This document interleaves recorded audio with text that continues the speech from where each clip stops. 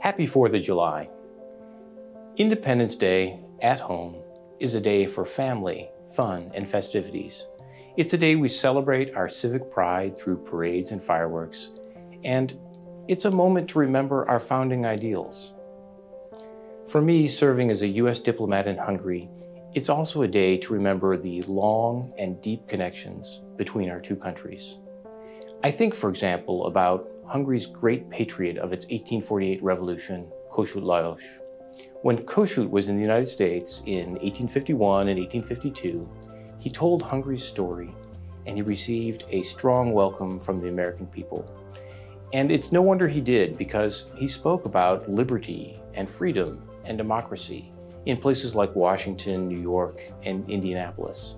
In fact, he addressed the citizens of Cincinnati, Ohio, and asked, "Who's your hero?" And then he followed with these words, "I looked to history and found not his name, but instead of one mortal man's renowned name, I find in the records of your city's history an immortal being's name, and that being is the people. The word sparkles with the luster of a life-invigorating flame, and that flame is liberty."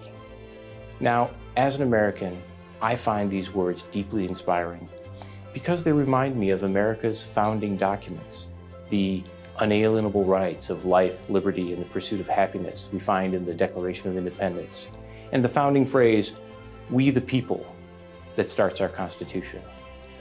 Hearing Kossuth's words now, after 170 years, and celebrating my country's 245th birthday, I think of the work it took and the work it takes to preserve liberty, and that is what we are celebrating on Independence Day. This year, we're also celebrating the 100th anniversary of diplomatic relations between Hungary and the United States. Now, these relations range from our cooperation in NATO to the billions of dollars of bilateral trade we conduct each year. But all of our activities are built on the connections between our people. And think of some of the things that our countries have shared over the years. The accomplishments of mathematician John von Neumann, the talents of photographer Robert Capa, the magic of Harry Houdini, and so important this year, the incredible and life-saving achievements of Katalin Karikó. This year, we also remember that many Hungarians became Hungarian Americans after rising against Soviet oppression 65 years ago. We remember Hungary's transition to democracy and the many ties we have built since then, from the establishment of a Fulbright Commission to Hungary's entrance into NATO. On this 4th of July, I'm proud to play a part in further connecting us.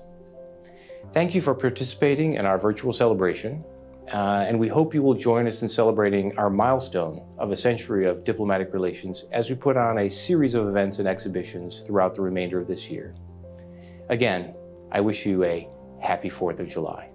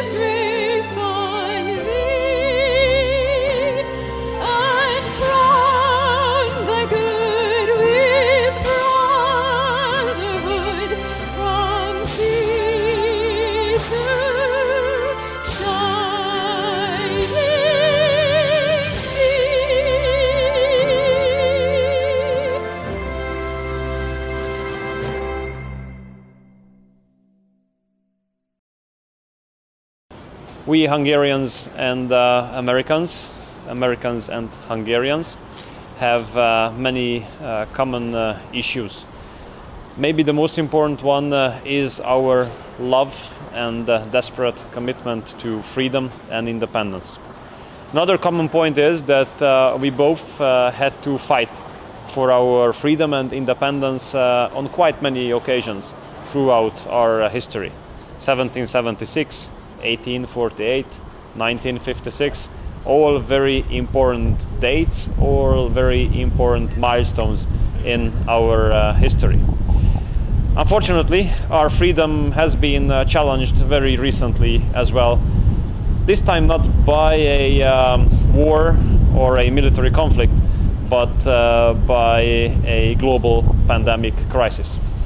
Thanks God, Americans and Hungarians fought well here as well. And we proved to be successful in protecting the lives of our citizens with a quick campaign of vaccination. We have to express our appreciation to our healthcare staff, to our doctors, to our nurses, who made a wonderful performance during the vaccination campaigns. On behalf of the government of Hungary and the people of Hungary, I would like to express our respect towards the United States and all the American people on this occasion of 4th of July. God bless America, God bless Hungary.